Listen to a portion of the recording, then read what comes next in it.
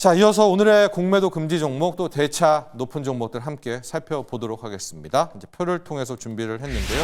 공매도 오늘 금지되는 종목들 볼게요. 대한대당, 코스닥 쪽에서는 코미팜, 태광도 있습니다. 자, 두 분의 전문가와 함께 하죠. 길건호 애플 자산관리 대표, 이주호 인베스트먼트 본부장입니다. 길건호 대표가 보는 오늘 공매도 금지 종목 쪽에서 좀 눈여겨보는 종목이 있을까요? 저는 제주 반도체가 조금 눈에 이제 띄긴 하는데 네. 제주 반도체가 이제 공매도가 금지가 되면 그래도 조금 살아날 수 있을까 이제 궁금해하시는 분들이 굉장히 많을 거예요. 네. 왜 그러냐면 온 디바이스 AI. 맞아요. 항상 이제 대장주로 이제 꼽히고 있었는데 도대체 주가는 왜 그러냐. S25가 이렇게 잘 팔렸는데 왜 그러냐라고 생각하실 수는 있는데 기업별로 조금 많이 다릅니다. 뭐 이제 그 대표적으로 제주 반도체도 팹리스잖아요. 그러니까 결론은 이쪽이 조금 살아나 줘야 되는데 이번에 실적들을 보면요. 조금 극명하게 조금 갈린다라고 보시면 되는 게 LX랑 어보브 반도체는 영업이익이 작년 대비하면 한 20에서 50%가 늘었어요. 근데 제주 반도체 같은 경우는요, 작년 대비하면 거의 반토막 났습니다. 한 46% 정도 빠졌거든요.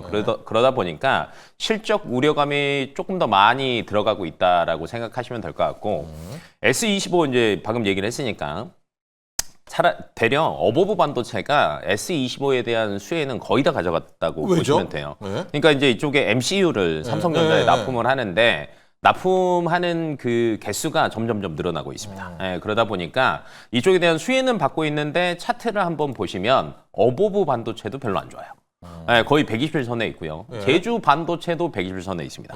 그러면 실적이 좋은 기업도 그러고 있는데 제주 반도체가 살아날 만한 거리가 있을까라고 이제 생각을 한번 해보신다라고 하면 쉽지는 않을 거예요. 그럼 이제 도대체 왜 그러냐라고 보신다라고 하면 아직은 외부 변수가 너무 시끄럽다 보니까 수급이 여기까지 갈 시간이 없다라는 관점으로 보신다라고 하면 이번에 공매도가 어찌됐건 금지가 됐더라도 뭐 한동안은 계속 하방으로 조금 베팅을 하는 공매도가 꺾이지는 않을 것 같습니다. 그래서 이 정도는 조금 감안하시고 대응을 하시는 게 좋지 않을까 싶습니다. 자, 제주 반도체 오늘 좀 공매도 금지라는 나름의 재료가 있기는 하나 우리 길건우 대표가 보시기에는 아직도 더디다. 이 온디바이스 AI가 아직도 더디다. 네, 여기에 초점을 좀 맞춰 주셨고요. 이주호 본부장은요? 네, 저는 말도 많고 지금 탈도 많은 시너지 이노베이션 말씀드리겠습니다. 네. 뭐 좋다, 나쁘다 이런 얘기가 아니라 네. 워낙 변동성이 너무 크기 때문에 네. 사실 이슈 소식만 보면은 이거는 뭐 올릭스를 뛰어넘을 만한 그런 소식인데 네, 좀 CB 전환에 대한 우려 속에서 지금 차익 매물이 좀 강하게 나왔습니다. 그러다 보니까 변동성이 너무 크기 때문에 좀 접근하시긴 조심하셨으면 좋겠고요. 사실 이 미국의 사이렉스 바이오의 6조 5천억 기술 이전이면요. 이 올릭스 4조 그 에이빌 바이오 4조보다 큰 거거든요. 그러니까 엄청나잖아요. 그럼 과연 주가가 지금 저기서 멈춰 있는 게 맞는가 싶을 정도로 왜냐면 지금 시너지 이노베이션 자회사이기 때문에 이게 참 직접적인 수혜를 받을 가능성이 있는데 어쨌든 우려 속에서 지금 하락이 나왔습니다. 그래서 변동성이 클 수 있기 때문에 트레이딩 관점으로 접근하기에는 사실 딱 보면은 이 정도 내려왔으면 한번 노려볼 만하다 정도로 왜냐면 이게 사실 이슈가 살아있기 때문에 언제든 한번 튀어 오를 가능성 충분히 있거든요. 그렇기 때문에 근데 주가가 빠졌던 이유를 굳이 찾아보다면 12전환이기 때문에 이게 과연 맞나? 이렇게 생각을 해본다면 오히려 지금 가격이 조정을 받았으니까 단기의 이슈로 인해서 급등 나왔다가 단기 차익 매물이 쏟아진 거라면 반등을 노려볼 수 있지 않을까. 하지만 이게 뭐 긍정의 부정의 의견은 아닙니다만 어쨌든 변동성을 좋아하시는 분들은 트라이 해볼 만한 그런 트레이딩 관점으로 한번 해볼 수 있다. 이 정도로만 말씀드리겠습니다. 근데 이제 이 재료를 올라가더라도 CB 물량을 뭐 계속 나온다면 좀 답답은 할 것 같은데요. 근데 지금 전환사채 물량이 2,500원대, 2,700원대 이 정도에 포진되어 있더라고요. 그래서 물론 더 빠질 수는 있겠지만 어느 정도 제한은 두지 않을까 싶어요. 왜냐면 어쨌든 투자를 했던 채권으로 어쨌든 돈을 투자를 했던 사람들이기 때문에 그분들은 그 밑으로 떨어지길 원하지 않을 거예요. 그렇기 때문에 주식으로 전환을 했다라는 것은 뭔가 좀 상승에 대한 거를 보고 있지 않나 이렇게 좀 해석을 해볼 수 있을 것 같습니다. 네. 자, 시너지 이노베이션. 뭐 도파민이 필요하신 분들용인 거죠? 네, 그렇죠. 뭐 사실 지금 이거에 어떠한 미래를 보고 투자를 한다 이런 것보다는 좀 이 변동성을 활용해서 지금 너무 시장이 좀 어지럽잖아요. 그렇기 때문에 여기서 기회를 찾고 싶다 하시는 분들은 보셔도 좋겠다 말씀드리겠습니다. 그렇습니다. 자, 지난주 금요일 날도 여지없이 공매도를 준비하는 세력들은 대차를 쌓아놨는데 많이 쌓아놓은 것들 좀 보도록 하겠습니다. H&M. 야, 이게 좀 의외였어요. 뭐 그 윗골이 단 것도 여러분 보셨겠지만은 중국들 뭐 용선료 먹이고 한국에 들어오는 막 그런 태클과 호재가 있었음에도 불구하고 역시 트럼프발 관세 충격이 더 컸던 것 같습니다. H&M도 보이고요. 한미반도체도 자, 많이 쌓아놨더라고요. 왜 이렇게 쌓아놨을까? 또 보면 하나솔루션, 태양광 쪽도 보이고 있고요. 동양철관도 계속 의외입니다. 이제 LG 알래스카인데 LNG 알래스카 혹시 여기가 세론을 보나 이제 이런 생각도 좀 하고 있습니다. 여기에 이제 강원랜드 등등도 함께 있는데요. 우리 길건호 대표 대차들 많이 쌓여놨던 종목 중에서 유의해야 될 종목 아니면은 뭐 괜찮아 하는 종목들이 좀 있다면은요? 저는 LG엔솔. 네, LG엔솔이 최근에 좋은 뉴스도 있었습니다. ESS로 전기차 캐즘을 돌파한다. 뭐 이런 얘기가 나올 정도로 사실은 LFP로 만든 ESS 쪽은 중국 CATL이 대부분 다 잡고 있었는데 일본이랑 유럽 쪽에서 LG엔솔이 수주를 받았단 말이에요. 네, 그럼 당연히 유럽에서. 맞아요. 네. 그러니까 야 그럼 여기를 뚫고 갈 수도 있겠다라는 게 이제 시장에서는 조금 크게 나왔었는데 주가가 못 가고 있어요. 그럼 이제 왜 못 가냐를 따져 본다라고 하면 여전히 이제 전기차에 관련된 2차 전지에 관련된 여러 가지 수요가 정확하게 많이 살아나기에는 아직은 어려운 구간이다라고 이제 생각이 되고 있고요. 근데 LG엔솔에서 또 시장의 방향성을 어떻게 잡는가도 저는 굉장히 중요하다고 생각하는데 이번에 LG에서 엔솔뿐만 아니라 나머지 기업 LG화학, LX 인터내셔널, 그다음에 포스코랑 다 같이 해가지고 인도네시아의 컨소시엄 구성해서 들어갔습니다. 아, 네. 네, 11조 정도 이제 금액이 됐었는데 이거 철회했어요. 네. 왜 그러냐면 원래 사실은 이거 하면 굉장히 좋죠. 왜냐면 들어가는 원재료, 그러니까 소재단에서 어찌됐건 다이렉트로 공급을 받아서 거기서 공장까지 해서 배터리까지 다 만들어서 하면은 사실은 가격적인 측면에서 굉장히 경쟁력을 가질 수 있거든요. 네. 근데 이걸 왜 무산했냐를 한번 고민을 해보신다라고 하면 아직은 이 캐즘 구간을 벗어나는 데는 시간이 많이 걸릴 거라고 저는 개인적으로 판단한다라고 봐요. 네, 세력들이요? 맞아요. 네. 그러다 보니까 근데 본인들이 그렇게 판단을 하는 거잖아요. 네. 네, 그러다 보니까 아직까지는 아래쪽에서 박스권에서 계속 움직일 수밖에 없다라고 저도 개인적으로 판단을 하고 있어요. 그러다 보니까 네. 대차 잔고가 안 줍니다. 네. 네, 그래서 안 한동안 빼주죠? 절대 안 빼줍니다. 그래서 이 구간이 조금 해소되기 전까지는 한동안은 계속 쌓일 것 같고요. 그러면 뚫을 수 있는 재료는 아예 없냐라고 하신다라고 하면 그건 아닌 것 같아요. 뭡니까? 유럽 쪽에서 추가적으로 지금 LFP, ESS 관련된 추가 수주 이야기는 계속 왔다 갔다 하고 있답니다. 네. 그래서 만약에 여기서 조금 더 세게 나온다라고 하면 야 의외로 이쪽을 뚫고 지나갈 수도 있겠는데 라는 게 조금 들어오면서 조금 주가가 올라갈 수 있으니까 이런 것들도 확인해 보시면 좋을 것 같습니다. 네, LNG 에너지 솔루션도 그렇고 또 2차 전지 투자하시는 분들 진짜 답답한데 진짜 기관들 뭐 큰 손들 무슨 생각을 갖고 있는지 모르겠습니다. 2차 전지에 맞아요. 안 풀어줍니다. 저 대차를요. LFP 재료가 나오는데도요. 자, 우리 이주호 본부장은 대차 많이 쌓인 종목 중에서 극복 가능 혹은 이거 진짜 조심 뭐 이렇게 되면요. 저는 한온 시스템 말씀드리겠습니다. 좀 조심해야 될 것 같아요. 역시 조심. 네, 왜냐면 이 종목은 21년도 이후에 지금 4년 동안 주가 오른 적이 없습니다. 네. 계속 우하향하고 있거든요. 근데 지금 저렇게 주가만 보면요. 이게 여기서 더 빠질 건가 싶은데 약간 2차 전지랑 똑같은 결이에요. 예, 게다가 자동차 부품이잖아요. 네. 예. 그러니까 여기서 저점을 깨면은 이제 완전히 이제 더 빠질 거거든요. 근데 이제 그럼에도 불구하고 대차 잔고 늘어난다. 그럼 시장 참여자들은 이 종목이 과연 올라갈 수 있을까를 생각하고 있다라는 겁니다. 네. 이게 그 이유가 뭐냐면 사실 한온 시스템이 이 자동차 열 관리 시스템이거든요. 근데 이거 온리 원 아이템으로만 하고 있어요. 그래서 현대차라던가 해외 이제 자동차 완성차들을 납품을 하고 있는데 문제가 21년도에는 주가 정말 잘 나갔어요. 왜냐면 EV용으로에 대한 대처가 빨랐거든요. 그러니까 왜냐면 내연기관차랑 하이브리드카랑 그러니까 EV차랑 이 열교환기 구조 자체가 달라서 그러니까 이게 전기차용이 따로 있고 이제 하이브리드카용이 따로 있어요. 근데 지금 보시면은 전기차 판매에 대한 우려가 있죠. 캐즘이죠. 그러면은 지금 한온 시스템은 이제 21년도에 그때 이제 과거에 한국타이어가 인수하면서 사업 방향은 잘 틀었어요. 그 당시에.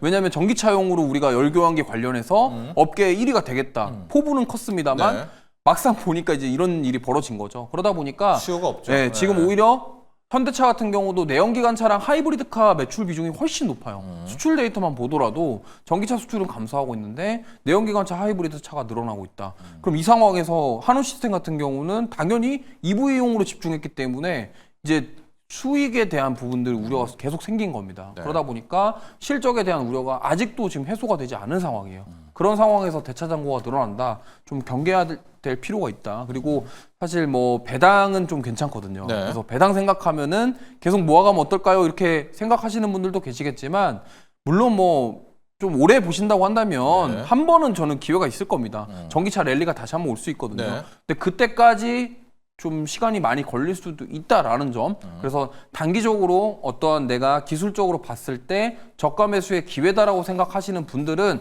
한 번쯤은 좀 이 회사의 지금 재무 구조라던가 사업에 대한 부분들을 확인해 보시고 접근해 보자라는 취지로 오늘 한우 시스템 말씀드려보도록 하겠습니다. 2021년에요. 한원 시스템이 2만 원에 갔던 또 그런 종목이었습니다. 이제 그게 지금 4천 원이 된 거고 인간적으로 이래도 되나 싶지만 자, 우리 이주호 본부장은 이 전기차에서 다시 그 냉각 수요 나오지 않는 이상은 그쵸 원 아이템이니까 예. 히트곡이 정말 하나이기 때문에 그런 점까지도 유의를 하라 이렇게 제언 주셨고요. 개장 키워드 열어볼게요. 이주호 본부장이 미국 4월 PMI, 길건우 대표는 중국에 대한 키워드입니다. 길건우 대표 중국. 네. 예. 계속 싸우고 있는데 네. 그렇다고 해서 이제 우리가 중국을 넣을 수는 없잖아요. 그러면 이제 이 안에서 이제 기회가 뭘까를 한번 이제 그렇죠. 고민을 한번 네. 해보셔야 될 것 같은데 지금 이제 미국이랑 중국이랑 계속 싸우고 있는데 언제까지 갈 거냐라고 물어보면요 계속 갈 것 같아요. 저번 주에도 제가 산 넘어 산 해갖고 그렇죠. 기존에 한 1년 반 정도 싸웠다. 근데 최근 들어서는 이제 이런 얘기들이 나옵니다. 중국은 지금 싸우려고 8년을 준비했다. 뭐 이런 얘기가 나올 정도로 중국 입장에서는 쉽사리 합의를 할 것 같지는 않아요. 그다음 히토류 맞아요. 막아버렸잖아요. 끝났다면서요. 지금 히토류 뭐 잔고가 미국 네. 쪽에 보니까 버틸 수 있는 게 한 3개월 정도 3개월. 물량이 안 된대요. 근데 이 이상이 되면요 올스톱인 거예요. 그래서 지금 우크라이나에 더 세게 막 얘기하고 네. 있다라고 이제 판단이 되는데 지금 중국 1분기 수치를 보니까 의외로 GDP 성장률이 안 꺾였습니다. 네. 5.4% 나왔어요. 왜 이렇게 좋게 나왔냐를 보니까 산업 생산에서 전월 동기 대비해서 7.7% 정도 올랐고요. 네. 첨단 제조업 부분이 굉장히 많이 올랐습니다. 10% 이상 올랐고요. 그다음에 가전제품이랑 통신기기. 많이 올랐더라고요. 가전제품이 35%, 통신기기가 28%. 그러니까 이관신 효과가 굉장히 세게 나타났다라고 생각하시면 될 것 같고, 그 다음에 이제 생산 쪽에서도 사실은 관세 이야기가 미리 나왔기 때문에 이미 선제적으로 많은 나라들이 대응을 사재기. 해서 네. 사재기를 조금 많이 했다 보니까 반짝 효과가 있었던 것 같기는 해요. 근데 앞에서 제가 가전제품랑 통신기기에서 이관신을 얘기했던 것처럼 한동안은 중국 입장에서는요. 소비 위주로 밀 수밖에 없을 것 같습니다. 네. 어느 정도는 이제 소비 주도로 계속 늘 수밖에 없고 이거에 맞춰서 지난달에 소비 촉진 특별 행동 방안이라는 걸 또 발표를 했습니다. 그러니까 아예 대놓고 이제 이쪽을 정책적으로 밀겠다라고 얘기를 한 거고요. 네. 야 미국이 뭐 해도 우리 자체적으로 하면은 내수로 가자. 전혀 문제 없어 이렇게 얘기를 하는 거거든요. 왜 그러냐면 지금 관세 전쟁이 어찌됐건 계속 치닫을 수밖에 없는 상황이고요. 그렇다라고 하면 제조업 쪽에서는 부담감이 있을 수밖에 없습니다. 그래서 이거를 소비로 조금 뭐 밀고 나가겠다라는 관점이고요. 그럼 여기에서 이제 우리나라가 수혜를 볼 수 있는 게 뭐가 포인트. 있을까를 보셔야 되는데 뭐 대표적으로 중국 소비 관련주 하면 많이 들어가는 게 화장품. 네. 그다음에 뭐 음식료도 의외로 조금 요즘에 여행도 들어가고요. 괜찮잖아요. 여행도 여행 괜찮고요. 가지고. 네. 요즘에 저번 주에 보니까 오리온 주가가 또 네. 난리가 났던 이유가 한때 또 중국에서 초코파이가 정. 또 난리 네. 났던 적이 있습니다. 뭐 그래서 이런 관련주들이 조금 움직일 수 있을 것으로 조금 보고 있고요. 추가적으로 엔터랑 컨텐츠 같은 경우에는 아직 뉴스가 나오지는 않았습니다. 네. 문화사절단 관련해서 3월 달에 온다라는 얘기가 있기는 했었지만 나오지는 않았고요. 그다음에 컨텐츠 관련주도 저번 주에 많이 움직였어요. 미스터 블루도 움직이고 했던 이유가 네. 미국 거를 자꾸 배척을 하면요 결론은 그 컨텐츠를 어디서 가지고 와야 되는데 한국 가져다가 쓸 수밖에 없거든요. 네. 그런 측면에서 본다라고 하면 여전히 관심을 가지시면 좋을 것 같고 네. 호미들이라고 아세요? 호미들? 네. 그래서 공연도 했었죠. 네, 한남령을 드디어 깨고 네. 8년 만에 중국 본토를 들어갔습니다. 그러면 나머지에 대한 기대감들도 사실은 충분히 가질 수 있어서 당분간은 이 관련 섹터들이 좀 수혜를 보지 않을까라고 보고 있습니다. 네, 중국 쪽 이야기 우리 길건우 네. 대표가 이야기를 해주셨습니다. 자, 현재 시각 코스피, 코스닥 모두 강보합입니다. 왜냐하면 이제 관세 뉴스가 계속 쏟아져서 여기에 따라 움직였는데 주말에 이제 부활절 관련해서 휴장에다가 주말까지 보냈기 때문에 우리도 좀 숨고르게 들어간 것 같은데요. 이주호 본부장, 이제 앞서서 우리가 조선 이야기를 좀 했었거든요. 이번 주 이제 주중반부터 한미 관세 협의가 들어갑니다. 2+2. 네. 조선이 지금까지는 좋았는데 협상에 들어갈 때는 좀 잘 나갔던 애를 이제 부모 입장에서는 좀 쉬게 하고 좀 힘든 쪽을 좀 살려주는, 그래서 네. 자동차를 좀 살려주기 위해서 조선을 내어줄 수 있다. 이게 시장에 좀 반영되지 않느냐라는 측면이 있거든요. 오늘도 좀 뭐 크진 않지만 자동차는 약간 플러스, 조선은 약간 힘든. 이거를 믿어야 되나요? 이제 조선주 들고 계신 입장에선 좀 화가 나겠지만 어떻게 분석하십니까? 일단 지금 정의선 회장의 행보 때문에 네. 많은 투자자분들이 이번에 협상에서 가장 빠르게 뭔가 이득을 볼 것이 자동차 쪽이다, 이렇게 많이들 2+2에서. 생각하신 것 같아요. 네. 그러다 보니까 지금 이쪽으로 좀 그나마 잘 이렇게 들어오는 것 같고, 네. 이제 조선 쪽은 사실 저는 경계를 해야 된다라고 생각을 합니다. 왜냐면 항상 그랬습니다. 이렇게 기대감에 부풀려 있다가 막상 협상되고 나면은 예상망치 우리가 뭘 못하네 이러면서 네. 차익 매물이 나올 가능성이 굉장히 크다. 그렇기 때문에 좀 이 안에서도 차별 현상이 많이 나올 것 같고요.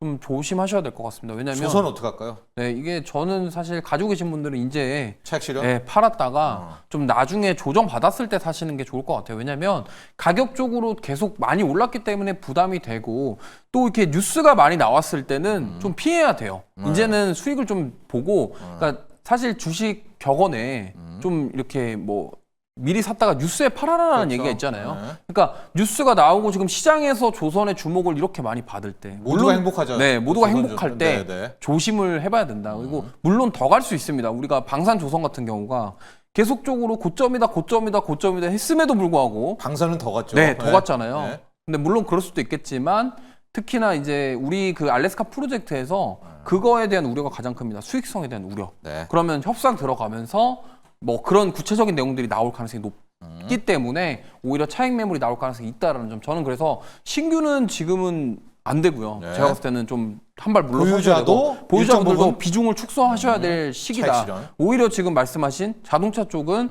지금 신규 매수 관점으로 접근해도 될 만한 네. 그런 상황이다. 그러니까 나쁠 때 공포에 사야 되는 게 맞다고 생각합니다. 좋습니다. 뭐, 네. 키워드를 열어볼게요. 4월 PMI. 이번 주죠. 네. 이번 주인데 모두 테슬라를 주목하고 있는데 4월 PMI.